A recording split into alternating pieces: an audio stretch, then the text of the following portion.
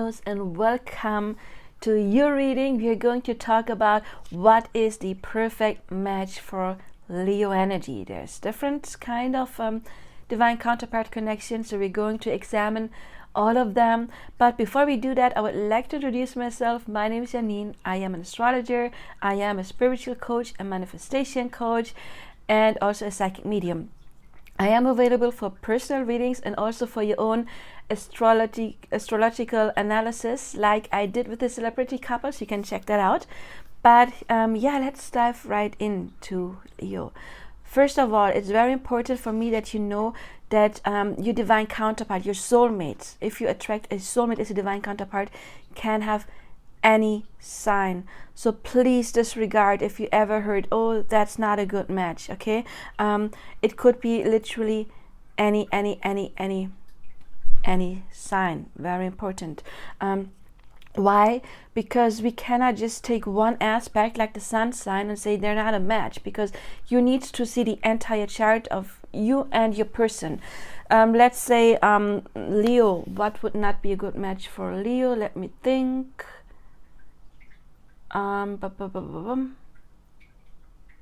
Maybe Virgo.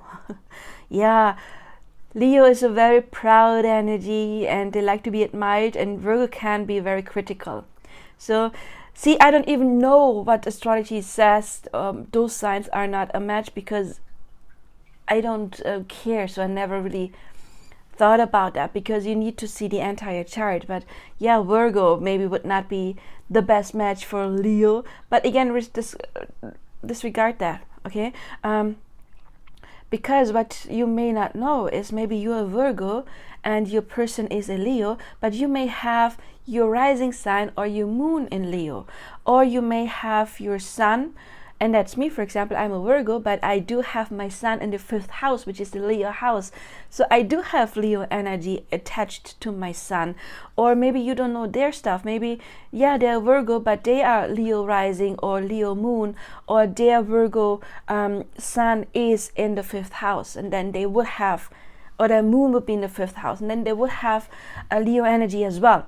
So you need to see the entire chart. What you see often in soulmate connections is that one person's sun, moon, rising sign would be one of the other person's sun, moon, rising sign.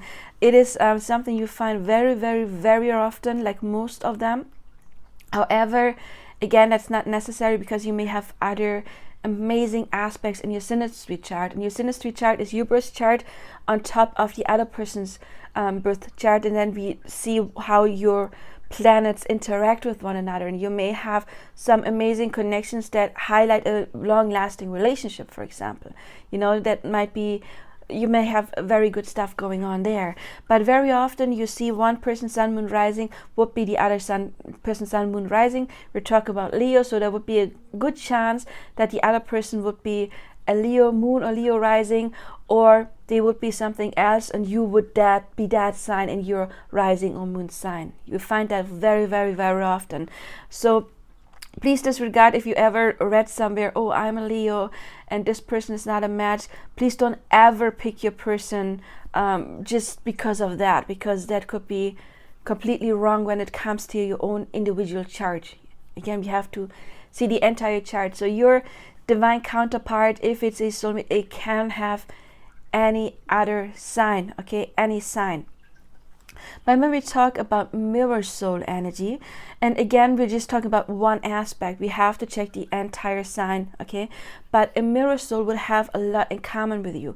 So they might be a Leo as well. They probably would have the same moon sign, maybe the same rising sign, the same Venus sign. So a lot of sameness, okay? But we're talking about Leo energy. So a good match could be another Leo, but it could be a very awful match as well, okay? Because when you attract someone who's just like you, they will be just like you in your shadow aspects as well. And Leo can be a very proud sign that wants attention. And when we have two people together that want to outshine the other person, that could be kind of toxic. But imagine those people are healed. They have already let that negative side behind them, and they're still people who like to be admired, and there's nothing wrong with that. If you have Leo in your chart, then you came down here to experience that. So I'm not judging. It's not judging at all. Okay. We choose what we want to experience, but imagine they have that aspect here, and then you attract another Leo, and you're not in competition, but you enhance your light, and then you can be admired as a couple, for example. So again, another Leo could be a very bad thing if you trigger each other's shadows, but if you are evolved, then it can be a very, very good sign. It really depends on your level of maturity to make it work or not make it work. Because again, if you attract somebody with the same shadows, it could be, you can evolve in that because you trigger each other like crazy, and that can create some kind of healing if you do the work. But again, it could be a very bad thing. If you are evolved and you attract another Leo, if you attract a mirror soul, usually people who choose that don't come here for the big ascension journey, at least not when it comes to a counterpart. You could have a big ascension journey individually, but not everybody is choosing the ascension journey with a divine counterpart. You know, the triggering, the running, chasing, the trauma, all of that. Not everybody came down here for that. You may want to ascend through a different way. You know, it could be anything. Could be going through some medical crisis, family crisis. It could be anything if you want to ascend through some kind of a crisis. But very often we choose to do that with another person, like a romantic person. So if you attract a mirror twin, again, you always attract a mirror that is mirroring where you are. So if you attract another Leo and you're not healed yet, means you cannot attract a Leo that is in his good energy. You would attract somebody who's mirroring where you stand. Whereas when you have ascended, you would attract another ascended Leo. If you would attract a mirror soul, and then you can have a very peaceful relationship together. So another Leo would be a good match depending on your level of maturity. And I'm talking about your level of maturity because you attracted them. You will not attract somebody who is below you. The ego often perceives that, but that's not a fact. I do have a video that is called Why You Are Not Further Developed Than Your Twin Flame. You can check that one out if that interests you. Another good counterpart for Leo would be like soul twin energy. And the soul twin would be someone who has it's not a twin soul, it's a different energy, who has a lot of sameness, yet they're different. And that would be another fire sign. And for you guys, that would be Aries or Sagittarius. You see here the fire symbol. Aries and Sagittarius would be this symbol as well. So you have a lot of sameness. You share this drive, this passion, the fire energy is all part of you. However, it is different because you're all ruled by different planets. You know, you guys are ruled by the sun. Aries is ruled by Mars. And then we have Sagittarius. Sorry, blanked out for a bit. We have Sagittarius that is ruled by Jupiter. So different energy, yet same element. And in astrology, the other elements are forming a trine to you. You know, and in astrology, a trine is the most harmonious aspect, it's the flowing aspect. And so this would be if you attracted a divine counterpart. And again, it always depends on your level of maturity, but usually it would be easy, it would be flowing, there wouldn't be a lot of trauma going on. That can be triggering, of course, if you're unhealed, but usually you would attract that connection to live a very peaceful life with your person. They're often the people that find each other, know that they are made for each other, and they stay together and grow old together. That's very much a soul twin connection. However, that does not mean that every Aries or Sagittarius would be a soul twin, because you need to have more aspects in your charts. You know, we're talking about one energy and you consist of more than one energy. So you have to see the entire thing.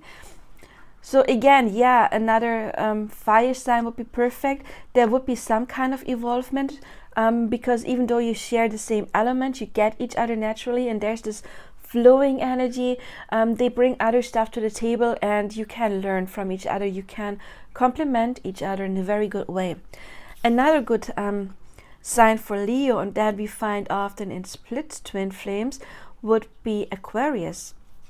We see it here. We've got the two masculine signs, fire and air, and they are both the masculine signs because they're pointing up, like the phallic symbol, and the water and earth sign are pointing down. That would be the female crotch. And again, for Leo, it would be Aquarius. Why? Because Aquarius is the polar opposite. Leo is the fifth house, the ruling the fifth house, or at home in the fifth house. And Aquarius is on the other side. It's the 11th house. And that, like a mirror soul, either you can make it out work or not at all. Either you are too different that you don't get each other at all, or you can complement each other. And in split twin connections, we often find the opposites but sameness as well.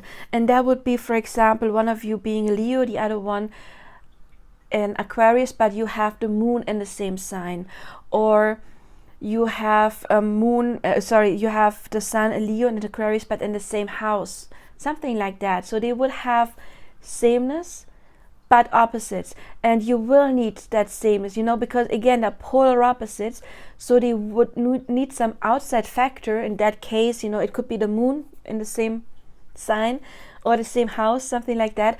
You would need that sameness as an outside factor to balance the opposites out, and then it would be your perfect counterpart, because a split twin flame was once one soul and then split into two.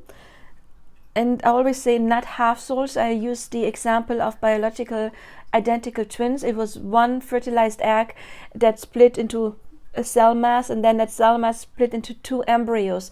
And just because they're identical twins, they're also their own individual.